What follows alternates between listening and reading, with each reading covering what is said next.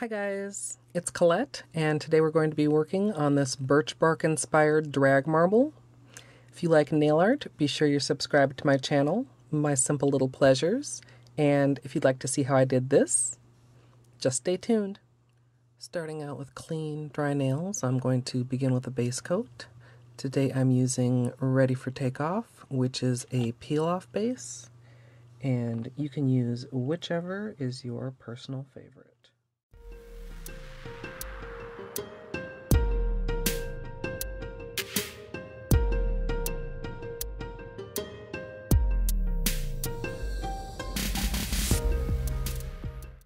So as you saw, I've already added one coat of the white, and all the polishes I'm using today are from Orly. The white is Eau Champagne, one of my favorite shimmery whites. The silver is Shine, a really bright metallic silver. And then this darker color is called Sea Girl, and it's kind of like a gunmetal or even like a really dark taupe metallic. Kind of an odd color, but I thought it worked really well for that. And then I've got just a little lid. You can of course use whatever you want as a palette. And I'm going to dab out some of the silver and some of the Sea Girl to use for my dragging before I add my second coat of white and get started on the design. This is actually something that didn't make the cut for the 12 Days of Christmas. I thought it wasn't quite Christmassy enough, but I still wanted to give it a try, so I'm finally getting around to it. And you want to have not too thick of a coat. You don't want it, moving around everywhere, but you want it thick enough that you can drag through it with the other colors. So in some cases, you may not even need to do that first layer, but for this, I thought to get full opacity, it would help. I've got kind of a medium-sized striper brush here, and I'm just going to get some of that silver, start out with that first, and drag in from the sides. Some of the lines I want to go all the way across the nail, and some I just want to be little accents. And once I have the silver on there, don't want it to be too overwhelming. Clean my brush off with a little bit of polish remover, and then go in with the darker color and go right in those same spots. You want to be able to see the silver underneath, but have the darker color kind of on top of it as an accent. And I thought this effect just really looked a lot like birch bark. Actually, there's a birch tree in my neighbor's yard, but unfortunately, right now, Minnesota is having yet another snowstorm. My spring manicure of last week apparently did not succeed in actually making it spring. We already have about, I'd say maybe 6 to 8 inches looking in my backyard, and it's supposed to continue snowing tonight and tomorrow, so probably going to end up with a whole foot of snow, which is not completely out of the ordinary, but a lot of people are ready for winter to be over around here.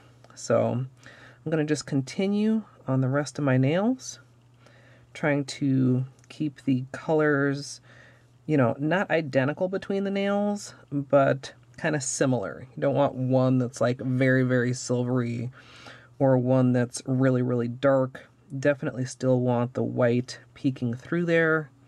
So I'm just going to kind of try and make it random-ish.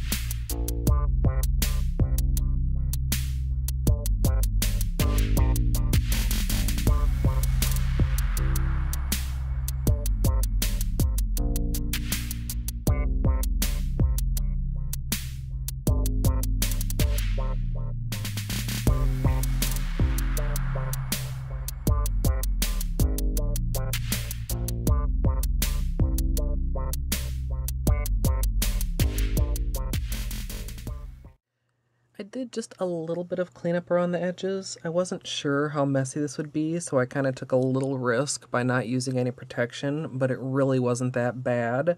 And I should also mention, if you aren't comfortable with doing it as a drag marble, you could certainly let the base color fully dry before striping on the birch bark colors.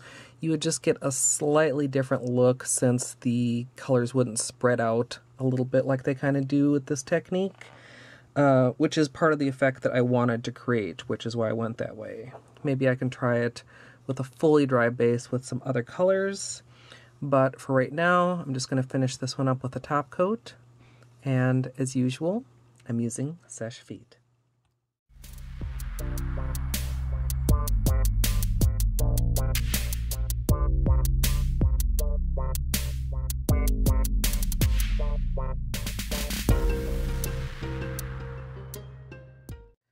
So here's the finished manicure, and I'm really pleased with how this turned out.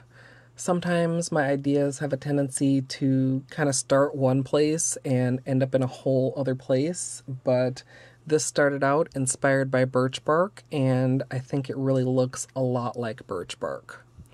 This may not be to everyone's taste since it's not a really precise design, but if you go outside and look around, I mean, nature generally isn't made up of straight lines and symmetry. It's just beautiful the way it is, and I'm really feeling this. I mean, of course there are some things I could nitpick because that's just how I am, but I'm doing my best not to because overall, I love it.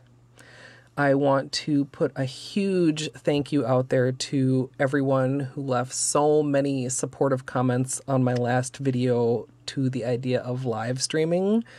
I was kind of iffy when I mentioned it and honestly really nervous, and everyone is being so supportive and excited that I feel myself getting really excited too. And there are still some things to be done, a few things that I need to purchase and a few things that I need to learn. So it'll be the end of this month at the absolute earliest, might even be next month. But I will be sure to keep you guys posted when I do actually schedule my first live stream so that you can show up if you're interested. And if you're unable to make the live stream for whatever reason, if it doesn't work out for you time-wise, or if you're just not interested in going to another platform, everything will get uploaded here to my YouTube channel after the fact. Like I said before, I'm not abandoning YouTube. I'm just exploring some other ideas. And I'm also open to ideas from you guys. You know, if this really works out and I do more and more live streams, I'm definitely open to hearing what you guys would like to see in them. So if you have some ideas or some requests, be sure to leave them down in the comments. And I'd of course also love to hear what you think about this one. I hope you enjoyed it, and as always, thanks for watching.